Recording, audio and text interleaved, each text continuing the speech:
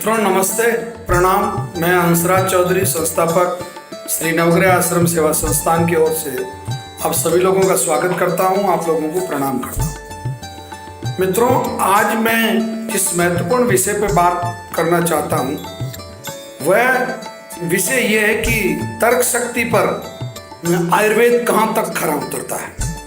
मतलब अगर अपन तर्क वितर्क करें तो जो दूसरी पैथीज है उनकी तुलना में मतलब आयुर्वेद कहाँ टिकता है या आयुर्वेद के सामने कौन टिकते हैं।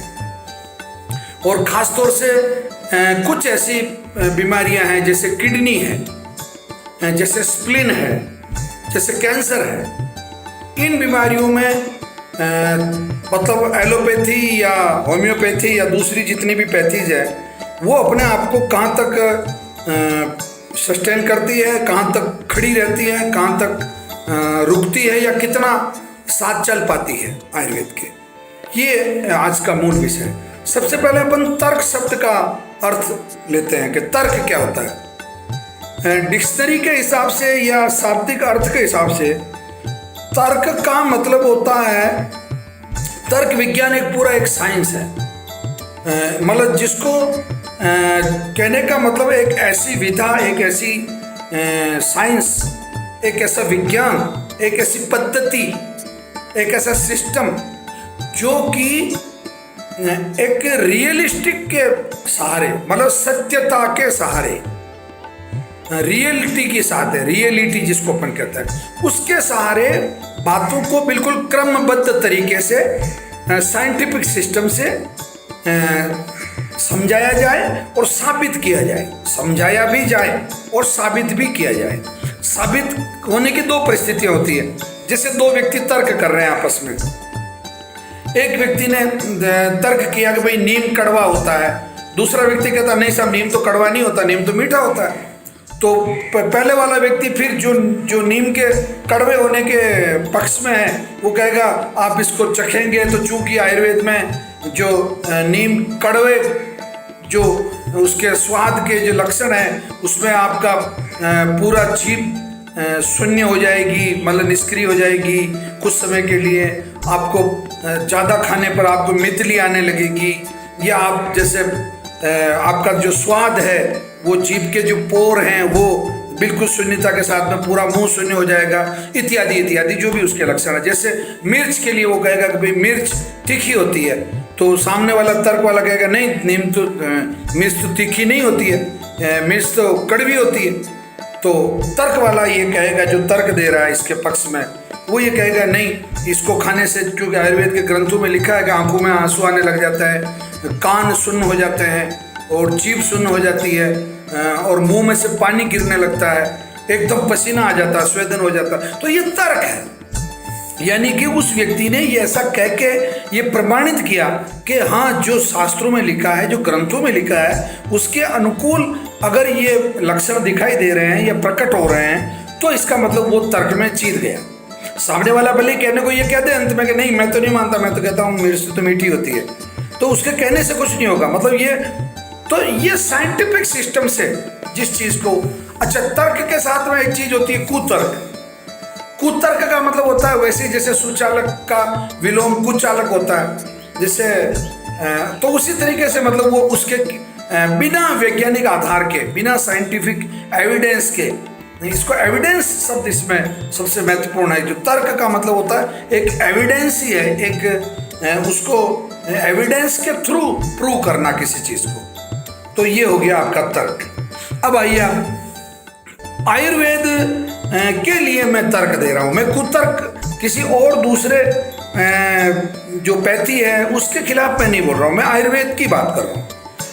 तो सबसे पहला जो तर्क है कि आयुर्वेद इन बीमारियों में, खासतौर से स्प्लीन एक ऐसी बीमारी है जिसमें एलोपैथी हाथ खड़े कर देती, बोले नहीं साहब आपकी स्प्लीन इनलार्ज हो गई है या इस तरीके में इसमें प्रॉब्लम आ गई है तो अब हम इसका इलाज नहीं कर सकते, इसका इलाज हमारे पास एलोपैथी में नहीं है। ऐसे ही किडनी के बारे में भी कहते हैं किडनी खराब हो गई तो साहब आपका तो डायलिसिस करना पड़ेगा, बिना डायलिसिस के आपकी किडनी ठीक नहीं हो सकती, जबकि डायलिसिस इलाज नहीं है, उसको एक और ज़्यादा नुकसान वाली स्थिति में ले जाने वाली एक वो विधि है, विज्ञान है, वो जो भी है। एलोपैथी की बात कर रहा हूँ।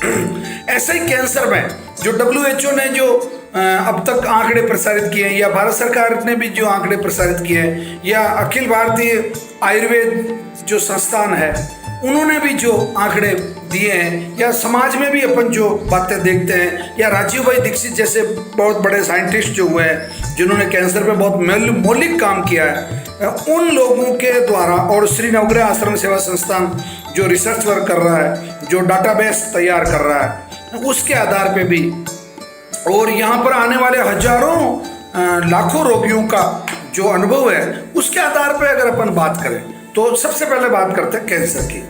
कैंसर के मामले में मैं आपको बहुत स्पष्टता के साथ बता दूं कि सर्वाधिक सक्सेस रेट आयुर्वेद की है।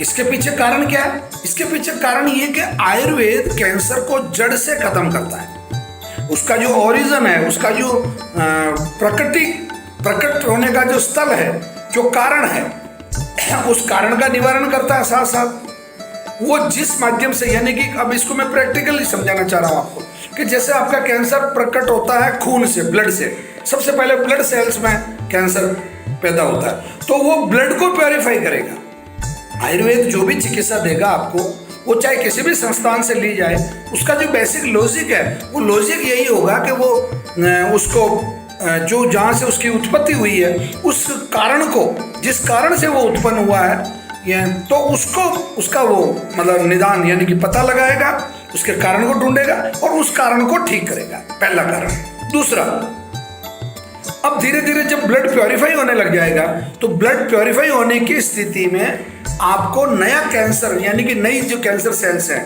यानी कि जो नेगेटिव सेल्स हैं, उनका जो कॉलोनी बनाने का जो सिस्टम है, उनका जो यूनियन बनाने का सिस्टम है, उनका एक ही जगह इकट्ठा होकर किसी अंग विशेष को प्रभावित करने का जो सिस्टम है, उसको वो रोकेगी।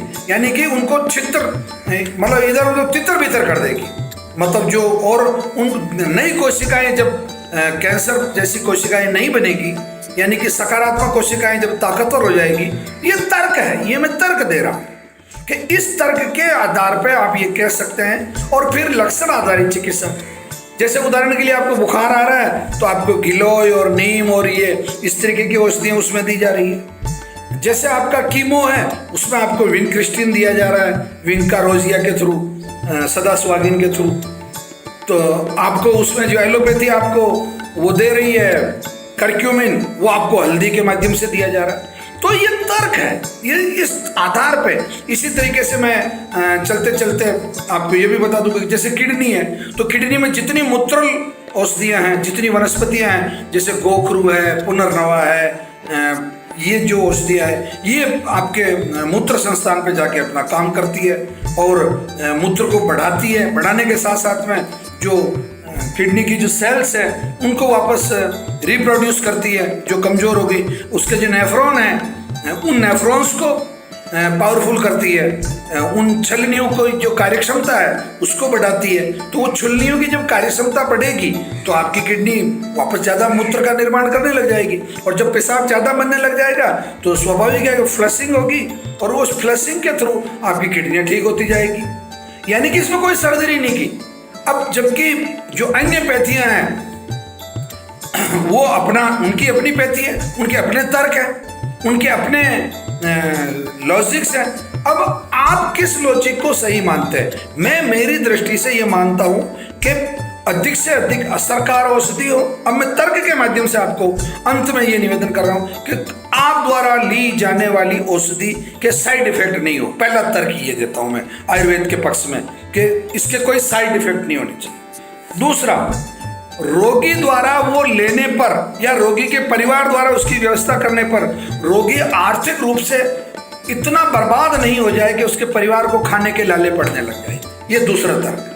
तीसरा, जो सक्सेस रेट है, जो ठीक होने का प्रतिशत है, वो इतना हो कि उसके माध्यम से ऐसा कहा जा सके दावे के साथ कि भाई इतने लोग ठीक हो रहे हैं। और वो आयुर्वेद के पक्ष में बहुत विद्वान कह चुके हैं, सरकारें कह चुकी है, और सभी संस्थान इसके लिए कहते हैं। तीसरा तर्क ये। और चौथा और अंतिम तर्क आयुर्वेद के पक्ष में ये कि ये अगर ओनी पोनी चिकित्सा पद्धति होती, कमजोर चिकित्सा पद्धति होती, तो 5,500 वर्ष से अब तक जिंदा नहीं रहती। बहुत सारी चिकित्सा पद्धतियां आई थी दुनिया में, वो चली गई, आज उनका कहीं पता ही नहीं है, उनका आज कोई नामो निशान नहीं है। बहुत सारे ऐसे रीति रिवाज थे वो तर्क पे खरे नहीं उतरे, जैसे सती प्रथा है या और बहुत सारी, जैसे बाल विवाह है, जैसे इस तरीके की चीजें हैं, तो वो तर्क पे खरी नहीं उतरती, तो आज उनका धीरे धीरे वो समाप्त हो गई। तो तर्क ये कहता है कि मतलब जो पद्धति जनहित में है, लोक हित में है, जो परिणामदायक है, जो रिजल्ट देने वाली है, वो हमेशा सस्टेन करेगी। और डार्विन की भी थ्योरी यही है। डार्विन क्या कहता है? डार्विन ये कहता है कि जो ताकतवर है वो जिंदा रहेगा, दुनिया में जो ताकतवर है वो जिंदा रहेगा, जो कमजोर है वो मर जाएगा। तो उस तर्क के माध्यम से भी, उस थ्योरी के माध्यम से भी आयुर्वेद तर्क की कसौटी पे 100% खरा उतरता है। अतः मेरा आप लोगों से यही निवेदन है कि आप आयुर्वेद को अपनाएं, अपने जीवन को भारतीय संस्कृति के अनुरूप डालें, अच्छा खान पान रखें, और बीमार अगर हो जाते हैं तो मैं तार्किक मतलब सिस्टम से आप लोगों को मैंने समझाने की कोशिश की कि आप आयुर्वेद का चयन करें। नवग्रह आश्रम, श्री नवग्रह आश्रम यूट्यूब चैनल को सब्सक्राइब करें, हंसराज चौधरी यूट्यूब चैनल को सब्सक्राइब करें, दोनों चैनल का नोटिफिकेशन ऑन रखें। इसी के साथ में कल फिर एक नए विषय के साथ में मुलाकात होगी। धन्यवाद, प्रणाम।